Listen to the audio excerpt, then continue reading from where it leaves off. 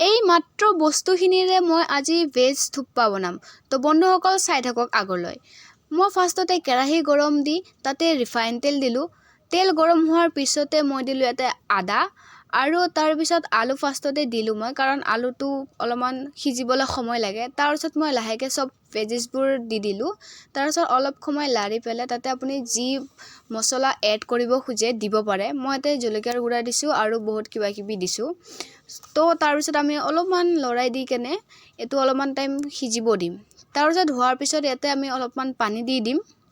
তাৰপিছত আমি 2 মিনিটমান ঢাকি থ'ম। তাৰপিছত ওলাই কেনে ইয়াতে আমি নুডলছ দি দিম। নুডলছ দিয়াৰ পিছত মই 3 মিনিটমান থৈ দিছোঁ, এনেকৈ ল' ফ্লেমত দি দিছোঁ। তাৰপিছত মই ইয়াতে এড কৰিছোঁ চয়া চচ দিছোঁ। তাৰপিছত এয়া আমাৰ ৰেডি হৈ গ'ল ভেজ থুপ্পা। চ' গাইজ খাই কেনে বিৰাট ভাল লাগিছে মোকতো। আপোনালোকে ট্ৰাই কৰিব এণ্ড ভাল লাগিছে যদি ছাবস্ক্ৰাইব কৰি দিব।